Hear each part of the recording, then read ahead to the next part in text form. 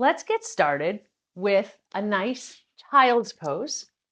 We're going to bring the toes together, spread the knees apart, and press the palms, slowly gliding so that you're creating length on your mat, spreading the fingertips nice and wide, allowing your forehead to melt into the mat as you take a few centering breaths.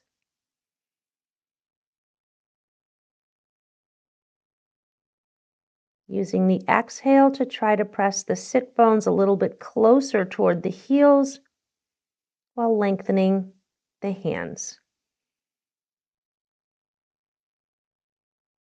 Inching the fingers up, allowing the arms to lengthen as well. 2 more breaths here.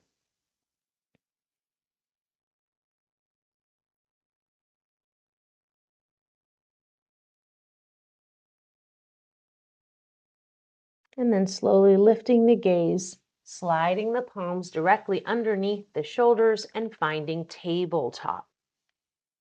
Your knees are stacked directly under your hips. And we're going to go ahead and take some figure eights. So starting to make that 8 with your body and bringing some motion into the hip joints. Gently moving the shoulder joints around. We're going to go the other direction. It's a really gentle way to bring some movement into the body early in your practice before you start doing any kind of vinyasa or sun salutation. Come back to center and go ahead and curl the toes under and just feel the sensation of the toes curling under. Give yourself a little bit of rock back and forth.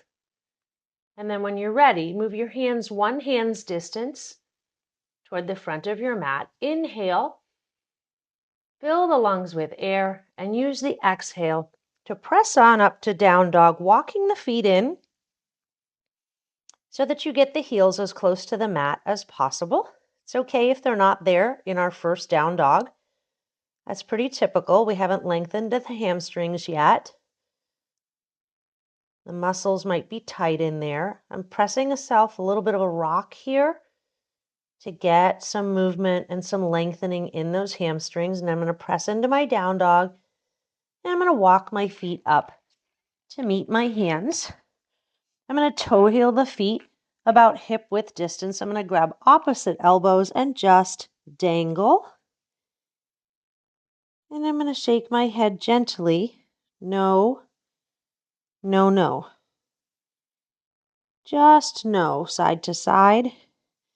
And allowing some length to happen between each segment of the vertebrae in your neck.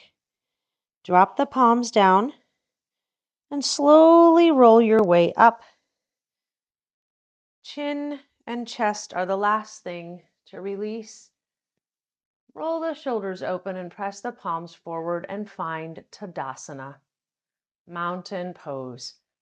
And close your eyes for just a moment if that feels comfortable for you, and feel all 4 corners of the feet pressing into the mat evenly. So making tiny little adjustments in the feet if necessary to find that evenness. We're going to open the eyes and inhale the arms up. Exhale, fold forward, toe heeling the feet closer together. And then take the hands and place them at your shins. And with a nice flat back, halfway lift. Exhale, forward fold. On your next inhale, plant your palms and step back to a high plank. This can also be a modified plank if you want to drop the knees. Pull the belly into the spine. Take a deep inhale and use your exhale as you draw your elbows close to your rib cage to come on down and pause for a moment in Chaturanga Dandasana. And then inhale to up dog and curl those toes over gently. Exhale, find your second down dog and see how that feels. Maybe you pedal the feet out gently and slowly to continue working those hamstrings and calves. And then when you're ready, Walk your feet back up to meet your hands and slowly roll on up. Once again, finding Tadasana. Inhale the arms up to the sky. Press the palms together. Exhale, find Samastitihi. And just for a moment, set an intention for this practice. Remember that your practice is not about length or duration. It's about quality, consistency, showing up to your mat, even for just a few moments a day. You can probably already feel the energy shift in the body because we've been moving and building some heat. So from here, we're going to release those arms back down, toe heel the feet together, and you're going to inhale the arms up and exhale, sit into an Utkatasana chair pose. And if you'll notice, I'm shifting the weight of my body back to my heels, and I actually can wiggle my toes. And that gives me an idea of where my center of gravity is in this pose. We're going to hold here for 3, for 2, and then you're going to take an inhale and step the left leg back with an exhale and find crescent lunge. Standing nice and strong in your crescent lunge. Inhale brings your hands to heart center, and you're going to use your exhale to twist left elbow over right knee, and maybe the gaze comes up to the sky. Staying here for 3 breaths. Using the exhale to come deeper into the front leg, but never allowing the knee to cross over the ankle. Keep it right above in alignment. And now we're coming back to center. I'm going to take that left palm and press it down, and take the right arm and open up for a nice dragonfly twist. We're going to be here for 3, for 2, and then on 1, you're going to drop this arm down, and you're going to come back to your Chaturanga Dandasana. Lowering down, inhaling for the up dog. Maybe the knees come off the mat. Exhaling for the down dog.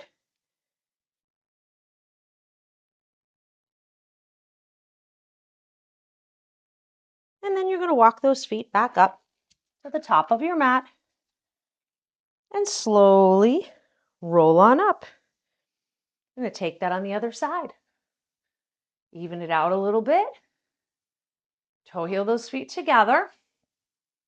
And this time for our Utkatasana chair pose, we're going to start a little differently. We're going to bend the legs first and kind of swing the arms forward and back, getting some momentum. And then on your next inhale, you'll lift the arms up, draw the shoulders down. Exhale, sit deeper into the pose. And again, see if you can wiggle the toes.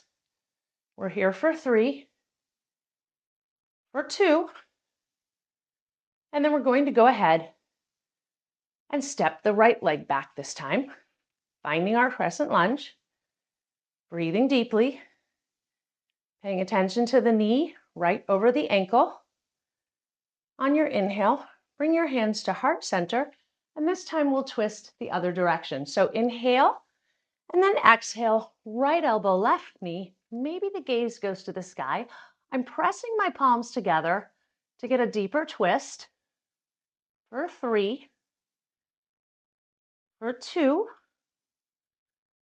On 1, I'm going to bring that right palm down to my mat and open up the left arm for the dragonfly twist on the other side. Feeling the length we're creating in the body. And then when we're ready, we're going to bring that back down, frame it in a low runner's lunge. Come back to your plank. Exhale, chaturanga. Inhale, up dog. Exhale, down dog. Really drop the head, allow it to dangle. I really like to shake the head no, no, no, because it's virtually impossible to kink the neck if you are gently rotating from right to left. So now I'm going to walk my hands back to meet my feet. I'm going to stay here for a moment, widen the stance just a little bit, bring the palms or the fingertips down, straighten the legs, and feel the length I've created so far in my practice. I'm going to slowly roll up, and we're going to take a balancing pose. And so what we're going to do, I'll walk you through this from the side. You're going to go ahead and inhale your left leg at a 90-degree angle. And you're going to take your right hand to the outside of your left knee. And you're going to inhale the left arm straight up and draw the shoulder down. Now, option to stay here is the most accessible version, but I'm going to give you two possible options. First, you can exhale and send the arm behind you and imagine that there is a wall that you are resting your palm on so that your alignment becomes effortless. So that's option one for modification. And then you can turn the gaze toward the back of the room. So that's 1 and 2. The simplest expression of the pose is here. 2 is here. If you're feeling like you really want to challenge yourself, you take your peace fingers, grab hold of the big toe, and press. And that is expression 3. And then come back to center, bring the hands to your hips, look up at the sky, send the arms up for a little baby back bend. Come back to center. We'll take that on the other side with the same 3 variations. So this time, you will go ahead and bring the right leg up. Left hand is going to grab hold of the outside of the right knee. You're going to inhale the right arm up, draw the shoulder down.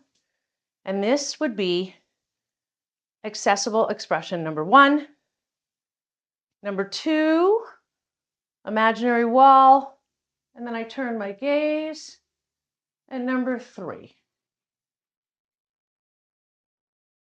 And wobbling is a-okay.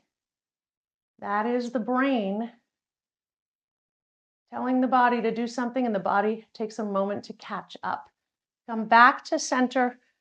If you did take that expression, come back down, open it up, arms up, and this time we will exhale into a cactus baby back bend. Take your hands up, bring your palms to touch, draw the shoulders down, and we're going to go ahead and take some side bends.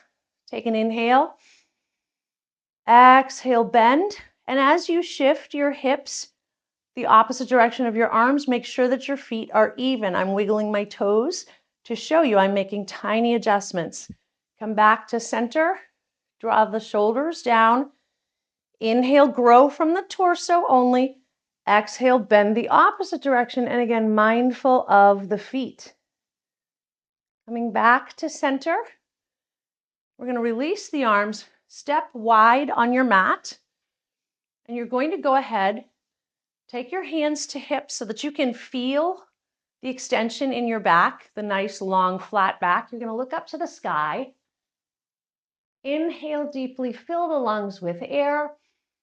And on the exhale, slowly, slowly hinge forward and come into a wide-legged forward fold. You can place your hands directly underneath you. You can grab your ankles if that works and maybe even widen your stance a little bit. You should really feel a nice hamstring stretch at this point.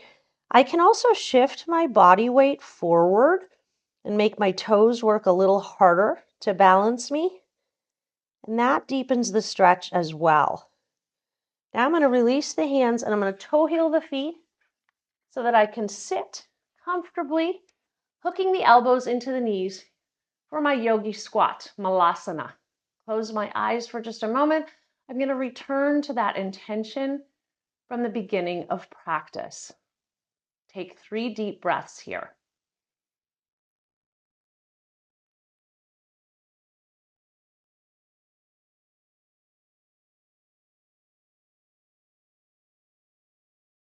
And at this point in the practice, I begin to feel what I call the yoga brain, which is that really calming sensation, just a feel good energy in the body that makes things so much less overwhelming.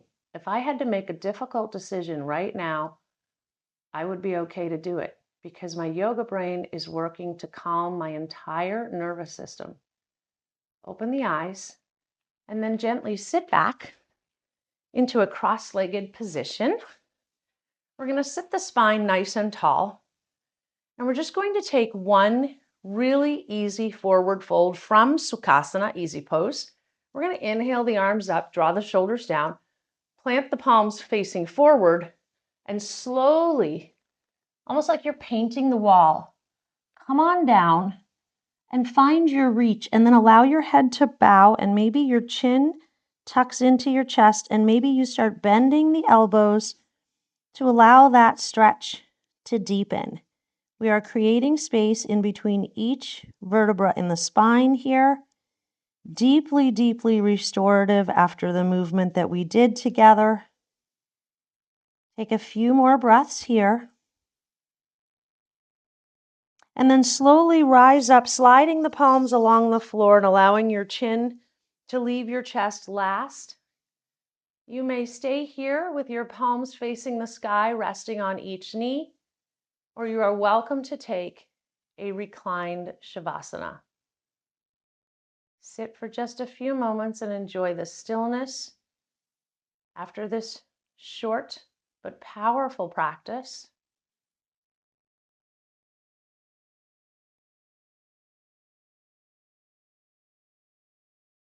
And we'll meet with the hands at heart center.